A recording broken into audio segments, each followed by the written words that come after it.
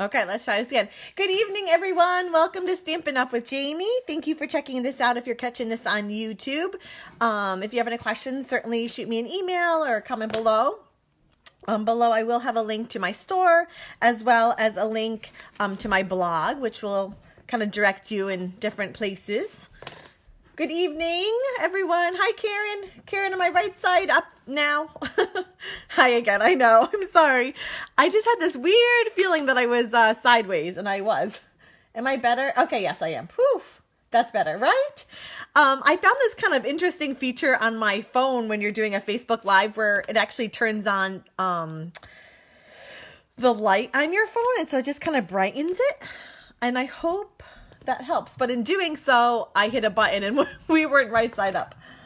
Oh, hi, Teresa. Thank you for sharing. So appreciate it. Hi, Terry. Good evening. This card's for you.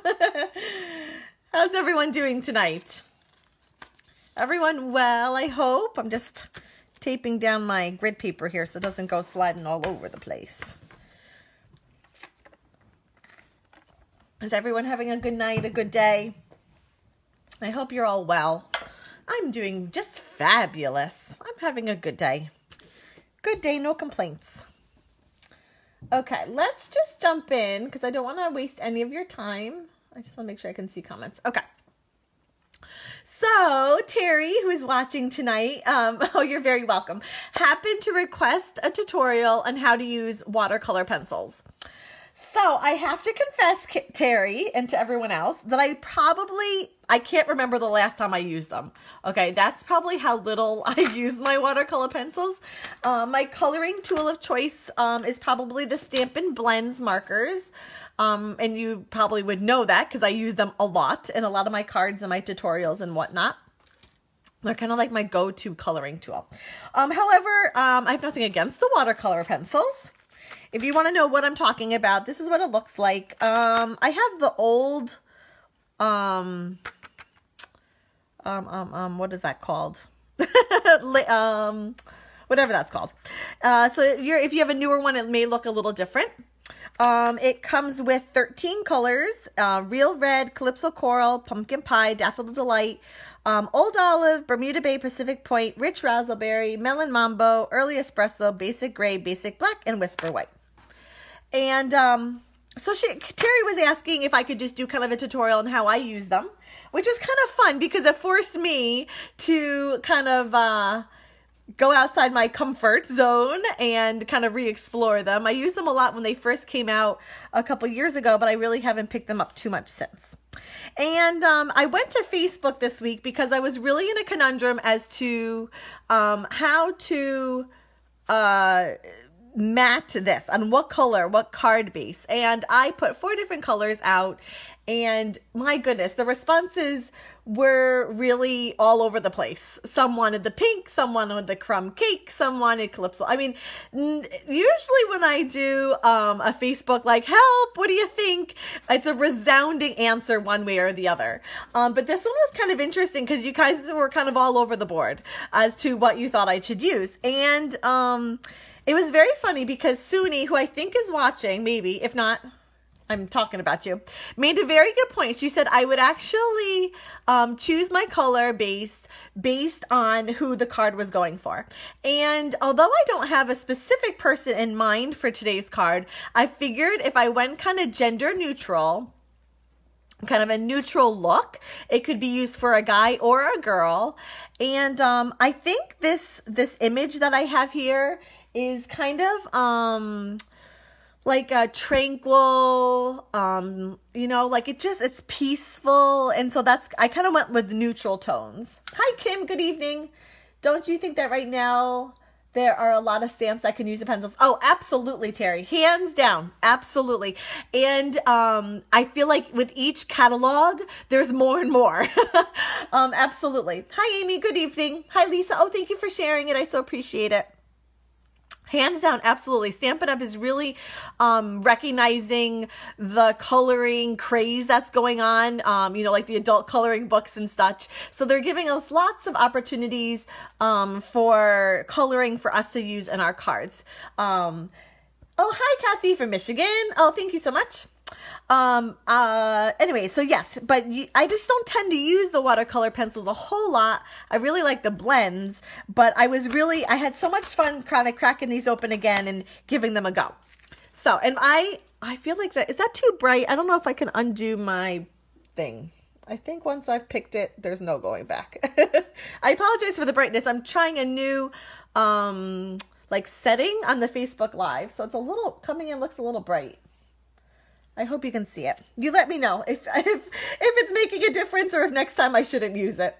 Oh, beautiful. Oh, well, thank you. I just got them done. I always feel so bad because my nails are anything fancy. And when I do my Facebook Lives, I'm like, oh my goodness, those poor people looking at my nails. So I got them done this weekend. Who knows how long they'll last. Okay, so let's just dive in. And I'm by no means a coloring expert at all. So I'm just going to give you kind of my little tidbits. Take it for whatever it's worth. Okay, so again, I wanted to keep with kind of a neutral color. So I actually went with Old Olive as my base color. And it is used. I used Old Olive here in the trees and kind of bushes. So there is Old Olive in the card. And I used oh, I think I put it away. Did I put it away? I did put it away. The Subtle Dynamic Embossing Folder. And I want to show you this on camera because you can barely see it in the video because it really is subtle, hence subtle. It's a little bright, but we can still see it. Okay, maybe next week I won't turn that filter on. I don't think I can shut it off. I'm afraid to hit... Oh, no, I think I just took a picture. I'm afraid if I go hitting buttons, it's going to turn sideways or something on me. Hi, Linda. Good evening. That's hysterical, Amy. Thanks for watching from Virginia. I appreciate it. So I wanted to show you this embossing folder here because it shows the texture in it. Because on my card, it's a little hard to see. It's there. Oh, there you go. If I catch the light just right, you can see it. Do you see the texture? And it's really subtle. And normally there's a big difference between the negative and the positive. There really isn't. They're kind of like the same look. And I didn't want anything like super bold or in your face as far as the embossing folder that I used. So I thought this was kind of perfect. Again, I imagine this could be like a sympathy card, or maybe if a friend is going through a hard time, kind of like a thinking of you, maybe, during rough season or something like that. Obviously, if I was thinking of someone, maybe who just got like a job promotion or, I don't know, had a new baby, like something kind of celebratory, I probably wouldn't use these colors. I'd probably go more for like the Calypso Coral and Powder Pink that I was kind of toying with in the beginning. But I figure this picture is kind of like low-key, so that's how we're keeping it.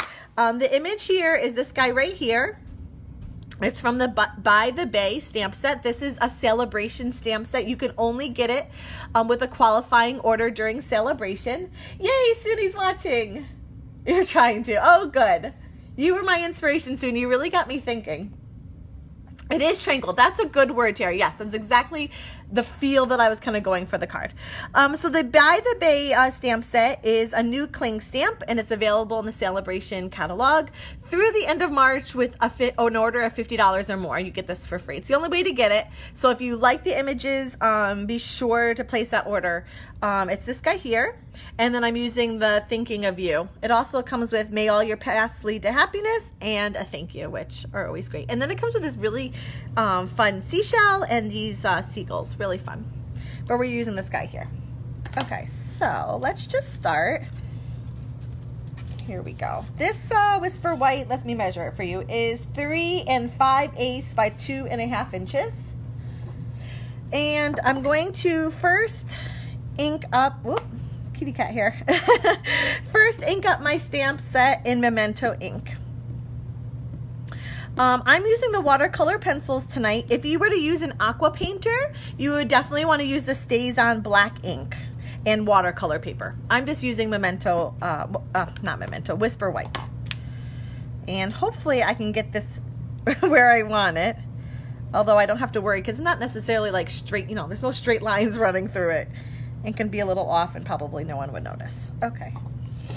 Now the color pencils I'm going to be working with tonight are, this is how they come, so you can see the ends. The ends tell you what color is what. Okay, let's see here. I used Old Olive. What else did I use? Calypso Coral, Pacific Point. What else did I use? Oh, and I used a little basic gray. Is that it? I think that's it. Okay. So, actually, let me get a scrap piece of paper. I just want to show you something first. So, you know, these pencils are pretty amazing, but they're very similar to, you know, like a coloring pencil that you might have used as a child, or as an adult if you do like adult coloring books and that sort of thing. So it's one pencil, one color, but you can get different tones out of it. So if I were to I also used Daffodil Delight. If I were to very gently, so you can even barely see that on camera, very gently, like almost barely touching the paper, I get a very soft, wow, that is so bright. I probably should have used that feature. I apologize, guys.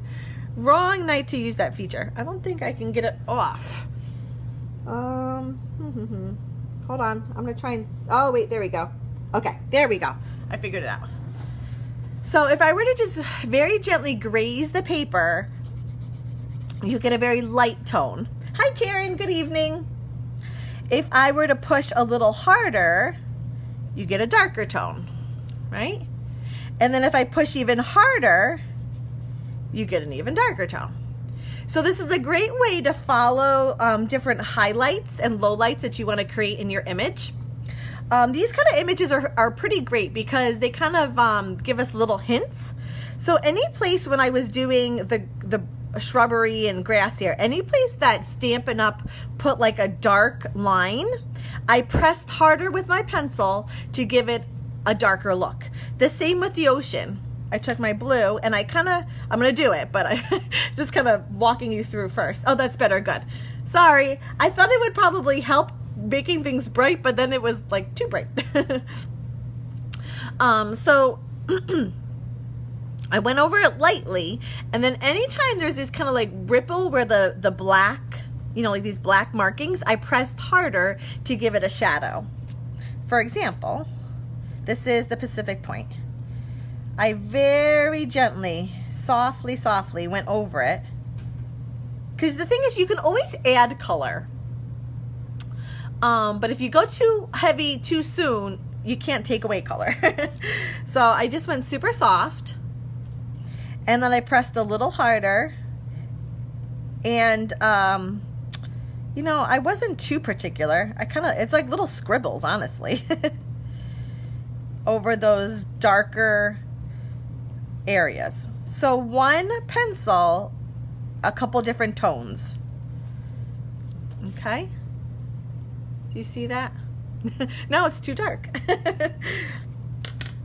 Okay, so if I were to take my old olive here, and I literally am just throwing the color on because I have to cover a big space, so I'm just kind of, you know, I'm not being too particular. If you were using an aqua painter, you may want to be a little bit more particular just because the water can, you know, carry the color. And then there's some shrubbery over here as well. And a little bit there as well. Okay, so I give kind of like a base to it. And then I'm going to come back and literally just kind of scribble over those darkened lines. Now, if you have a stamped image that doesn't have kind of like these I call them like cheat sheets, right? They kind of naturally tell you where to highlight and low light. You can certainly look on YouTube for like coloring techniques. Again, I'm by no means an expert. I actually held a class here once. A good friend of mine loves to color and she's really good at it. So I asked her to do a coloring class for us so that we could all learn. And she taught this technique that naturally darken what Stampin' Up! Has given us should already be a darkened area. Okay? Hold on. I gotta take a swig of my water. Okay. Much better. Now, if I were to, let's do the path. The path I did gray. Again, I'm just kind of first getting, just putting the color on. Just trying to cover the big space. Okay, can you see that? The gray is really subtle. It's probably hard to pick up on camera. And then I'm going to come, and this one, so something to keep in mind about coloring and shading and that sort of thing. Again, I'm no expert, but I do know the farther away image should be darker. So this here should be the lightest, where the path is closest to me. And then as the path goes farther away, it'll naturally get darker. Oh, thanks, Lisa. So I'm going to start in my, I'm going to start this way. And I'm going to, remember I said there's different like pressures you can push? So I did very, very gentle just to get the color on. Whoops. That one got away from me. See that line there? Oops. And then I'm just not quite pressing the hardest, but you know, as I'm making my way back, I'm definitely kind of applying a little bit more pressure. I also know that the top here will be the lightest and the bottom here will be the darkest. Darker, not darkest. And the interesting thing about this stamp set is I wasn't exactly sure what this was back here. If it was a wall, if it was water. So with whatever you color, that's what you're going to make it. No one's going to question you. No one will think twice. Whoever you send it to isn't going to call you up in the mail and go, I think what you colored a wall is actually part of the ocean. No one's going to do that. Hi, Trudy from Virginia. Thanks for watching. I appreciate it. Thanks for taking time out of your night. I look forward to my Wednesday nights. I really do. Okay. So, something like that. Okay. Again, it's pretty subtle because, especially being gray. Oh, I can't wait for whoever to win this card. If you're watching, make sure you leave a comment because this card, you know, the video, I don't think it does it complete justice. Okay, next I'm taking Calypso Coral, which is kind of like a, well, like a coral color. State the obvious. And I'm going to actually color the whole house, but I'm making the roof, I'm going to apply a little bit more pressure to my roof so I get a darker tone. So again, one pencil, but you can get different tones out of it, which is neat because it's staying, you know how Stampin' Up! Is very, you know, does the amazing color coordination. So this plays along with it. It's the color coordination. These colors will match perfect because they're the same color, just different tones. It's kind of like, you know, like when you go to pick out paint and they get a paint swatch and it's like the same color, just different variations of it. Okay, so I went really dark, almost as hard as I could push on the top, leaving some areas a little lighter and where those like little dots, applying a lot of pressure. And I really like the set for guide cards. Yep, I would agree, Trudy. That's kind of, I don't know if you saw what we're creating, but apart from the bow, and I added a few pearls because, I don't know. I think guys could handle a linen thread bow. It's not too girly. I think this could go either way. It's funny, like, because you can use a masculine card for a girl, but you can't really use a feminine card for a boy. Like the one I made last week with the floral or wonderful romance. I don't think I would send that to a guy, but I might send this one to a girl, a friend that maybe needs a little pick-me-up. I also applied a lot of pressure around the doorway and the windows, and you may not, I kind of almost went right over it. There's a house here and there's another house here. So, and then hi Heather from Wisconsin. I'm assuming WI is Wisconsin, right? I think that's Wisconsin. Yeah, it's got to be. So for the house, I'm just applying, again, just very, very gentle, very subtle on the house. And then there's like these little, you know what, maybe if I show you, is it easier if I show you here? Although it picks up the glare. There's like these little brick markings on the house. Oh, hello, Lori from Minnesota. I always thought Minnesota would be a great place to live. Do you enjoy living there? We have friends from Minnesota, and they always have that amazing accent. Minnesota. Okay, so where we have the dark highlight, a dark brick kind of markings in the house, I'm just kind of outlining them. And then I did very, very, very gentle on the, because this is the case, it's kind of the same markings as the house. It's got like a brick look to it. And then I think over here is more of a wall. This is like the mystery. You let me know. That right there. I'm like, I'm not sure if that's a wall, if that's a house. I mean, not house. If that's water, I wasn't sure what that was. We always need more guide card ideas. This one is all about the colors used. Yep. Gosh, Lynn, they're so hard, aren't they? Land of 18 inches of snow yesterday. Oh, Heather, how exciting. I love snow. I love winter and I love snow. Don't hate me. I know there's not many people that would agree with me. I love it. I lived abroad in Peru for like 3.5 years with my husband before we had kids. And we lived in a town where it rained 2 days out of the year and it was sunny all the time and warm, and I hated it. I know. I'm weird. You think it's water? Well, I made it a part of my wall. Cause see how the water has like these ripples? This was straight lines. Yeah, I guess it could be. Yeah, I wasn't sure. Because this has like almost like it's rocks, but that's straight. I don't know. No one's going to question me.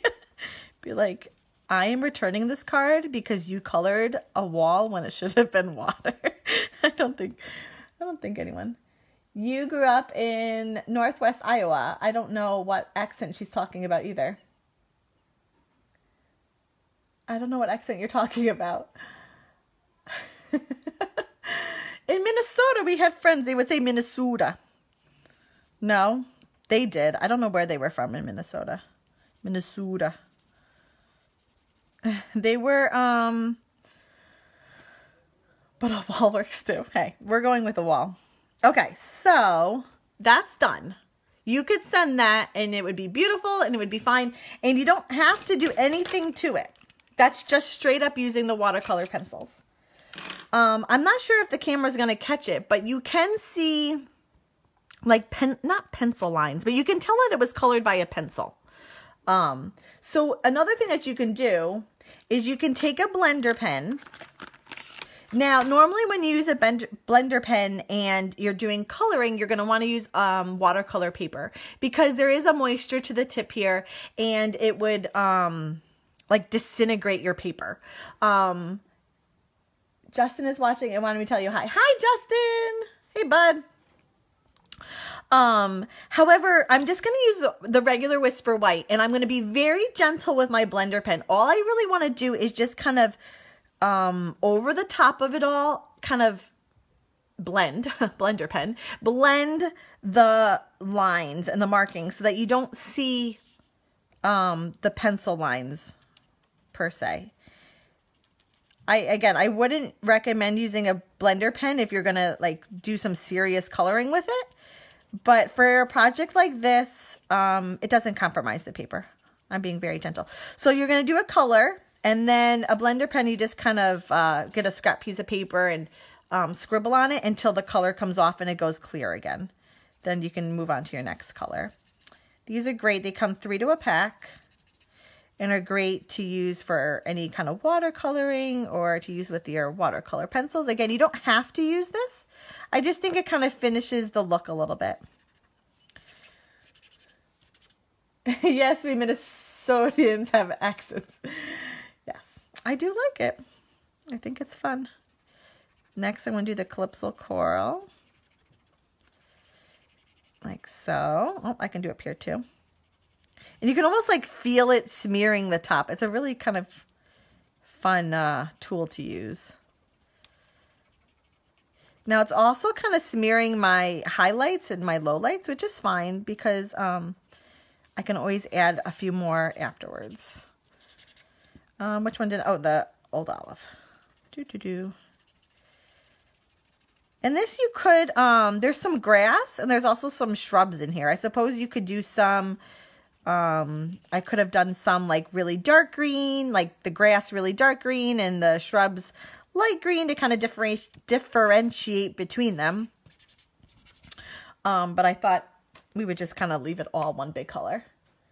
Oh, you like the blending? Yeah, I don't know if the camera picks it up well, but it just kind of like makes it all one big happy family. And then if you're like, oh, I kind of lost some of my highlights or my lowlights, you can just come back in over the top and add them if you wanted.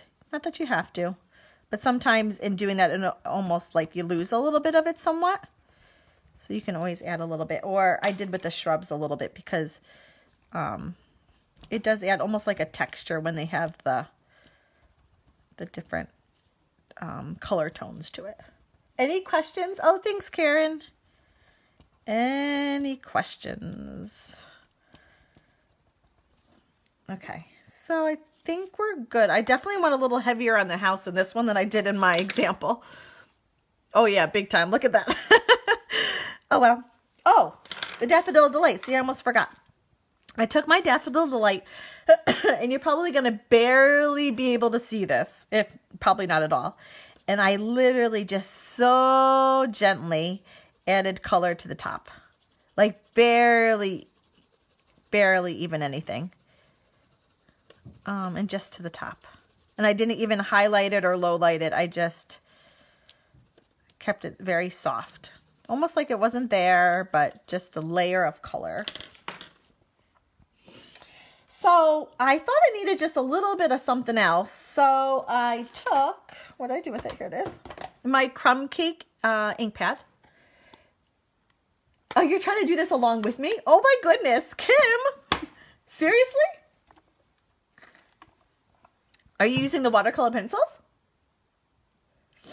If you are, you have to post a picture. You must.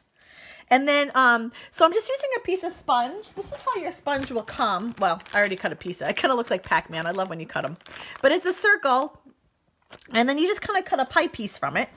And, you know, keep it. Label it and keep it. And you can use it over and over again. Oh my gosh, you are. That's so fun. Make sure you post a picture. And to kind of, it's so funny because this whole time I'm using Whisper White cardstock, but the second I colored the ends in the crumb cake, it almost looked like very vanilla, which I kind of like. It's a cozy card. It's a warm the heart kind of card. So to do the edges, nothing, you know, there's no geniusness here. Nothing too difficult. First, I kind of go along the edge because I want to get the edge here colored, and then I kind of like flick it a little bit to just get an ever so light like streak on it almost. And then I'm going to do the top. And then I'm going to go back and do like the feathering. I guess feathering, that's the word I want. Feathering. Heathering? Heathered. A heathered look. Let's see, are we good? Did I miss any spots? Yeah, as soon as I do that, it's so funny. It almost looks like it's very vanilla. Maybe because I colored the background yellow too. That's what's throwing me off. Nice touch the edges. Oh, thanks, Lori. Appreciate it. Okay, here's our card, our example. I'm going to adhere this to a piece of crumb cake, which is just 1/8 of an inch bigger. So 3 3/4 by 2 5/8. Just 1/8 of an inch bigger. Just a nice mat to kind of give it something to pop off of.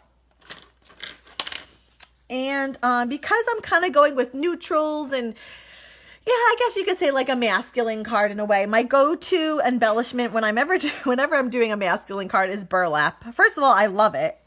I love burlap. I could use it on every single card. I really have to like show some restraint. So I'm just going to tie it up around the belly of it. Oops, wow, I cut way too much. Went a little heavy-handed on the ribbon. And I'm going to use tear and tape. Look, this thing is usually like this big. This is how much I use it, and it lasts forever. If you do not have this, you absolutely need this adhesive. It's great for any like 3D projects. I use it when I'm using embossing folders or anything with a lot of texture to hold something down. Definitely with burlap ribbon because your regular stale is just not going to cut it. You need something with a little bit more oomph to it. So one end, the other. Oh, thanks, Karen. And you just peel it and peel it. And I was showing my daughter this card. She was looking at it earlier, and she said, "Mom, it's a little like bent." And it's true because I embossed the actual card front, and I didn't just like, you know, emboss a layer on it per se. Like the actual card is embossed. It will tend to warp your paper just a little bit, but you can kind of like maneuver it to straighten out a little bit again. But that's just, it's what happens. I kind of went up. Whoops! Ah, you stuck. I kind of went right, oh, he's stuck too. Right over the middle here. So actually I need to make sure the seam is going to be hidden like that, and then kind of press your burlap down because it's not going to naturally want to lay flat. Actually, let me see if I can pull that a little tighter. There we go. And let's see here, where are my dimensionals? Oh, I gotta do the sentiment. Definitely do the sentiment. Well, you could do it afterwards, but it'll be a lot easier if you do it first. Did you get all your daughters' Valentine's done? Oh my goodness, Karen. Oh my goodness. She's like, Mommy, you got to be careful with kids with what traditions you start. Apparently, 2 years in a row, we've made our own Valentines. I do not recall these things, but this is what I was told. So, of course, we had to make our own Valentines. Oy vey. So, she mapped it out. She knew exactly what she wanted to do. Yep, we got them all done. Hold on, let me show you. Look at my, I don't know, will it pick up the color? Ooh, as I literally stick my hand in the ink pad. See all the red on my cutting plate? We had to cut out 20 cards. Oh, she brought them in already, or else I should have posted a picture with the outcome, what the final product looked like. But yes, I put her to work. And then my daughter, while we're making Valentine's cards, because there's not enough going on my desk, my oldest, my 12-year-old said, Mommy, can I make a card? So then she came and made this card kind of next to us. Which is, I was actually kind of, I actually really like what she did, honestly. I may have to case her card. So we did a lot of crafting this week and we survived. It's red. What's red? Oh, how sweet. Anyways, okay, so I did my little trick to make sure my sentiment stamped straight, and I'm going to say it again because I don't ever know. Sometimes we have new people watching, but whenever you're using a cling stamp, well, basically anytime you're not using a photopolymer stamp and you can't see directly through, because sometimes the stamp isn't straight, like the cutout image isn't straight on the rubber. So, my plate is, oh yeah, my plate, exactly. That's how many times we had to cut out cards that it dyed the Big Shot plate red. That's how many hearts we cut out. So anytime you're kind of get an idea, I just use my grid paper and I put the top of the stamp flush to one of my grid lines here, and I stamp just to make sure that if it comes out straight, then I know I'm good. I don't have to compensate. And this one is pretty straight on, so oops. My grid paper just popped up as I did that. I may have a smudge. My 9-year-old granddaughter and I made 31. Oh my goodness. Oh good, we didn't smudge. 31. I was exhausted with 20. I was so like crafted out on Saturday between my oldest like monitoring what she was doing and making the Valentines. 31. You'll have to post the picture. I would love to see. Did you take a picture of them? Oh, hi, Monique. Thank you for sharing. I so appreciate it. Okay, so what do I do with my card? See, I get like on these little rabbit trails. Okay, I'm going to use my Stampin' Dimensionals, one in each corner. Like so.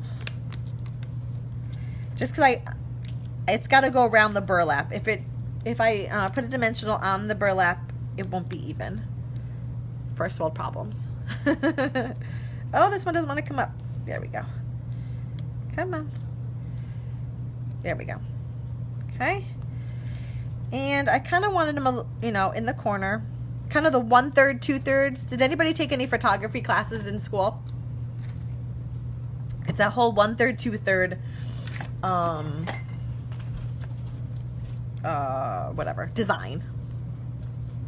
I think I have one. Oh, yes. Post it. Yes, I would love to see. I always get so inspired by seeing other people's posts and what everybody's creating and working on. It really is so inspiring. So I cut way too long of a linen thread. So what's neat when you tie a linen thread ribbon into the burlap is it kind of like bunches. Do you see that? Which is kind of fun as opposed to just being like plain straight. And of course, if you were like, you knew for sure this was going to a guy, you could leave the bow off. And put like, what would be great would be one of those true gentleman buttons. That would be great. as an embellishment instead of using a bow. But I think guys can handle a little bit of a ribbon. And I stamped the sentiment in Calypso Coral. Again, if you knew for sure this was a guy card, you could use the old olive, or certainly the crumb cake would be great as well.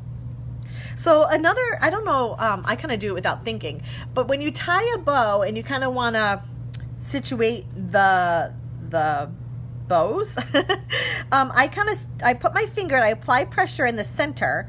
That way when I pull the tails of the ribbon, it won't twist. Tails of the bow, it won't twist. Does that make sense? If I were just to pull this to make it shorter, this would probably twist up. But if I put my finger kind of, oh, it's awfully dark, I'm sorry. If I put my finger kind of in the middle here and pull, it keeps it nice and straight and won't twist on me. Now, I like long bow tails, but that's a bit much, even for me. So we're gonna shorten it, there we go. Oh, I probably shortened them too much. I really like long bow tails. Okay. And because I think it needed just one more element, because why not? I added just a very few pearls. Again, it's not rhinestones. Rhinestones scream girl, right? But pearls are a little bit classy and traditional. And I feel like it kind of fits the feel of the card. So there we go. Okay? There we go. Any questions on any of the product I used, or watercoloring, any sort of thing like that? Blender pens. Maybe we'll do another video on just blending, like blender pens, just how to use this in a card in and of itself. Okay. Yep. I'm just checking in to make sure I didn't miss any elements or something, like I did that one time with the butterflies. Okay, if you happen to be watching and you haven't left a comment of some sort, it can be a hey, it can be an emoji of some sort, whatever, go ahead and do so, because I will draw a name as soon as I'm done here for someone to receive tonight's card. Remember to mail your cards. We don't hoard them, we mail them. Bless someone's day. And thank you for watching. If you have any questions, certainly get a hold of me or drop a question below. It's been so much fun to craft with you tonight. Thank you so much for joining. Thanks, Amy. Thanks, Trudy.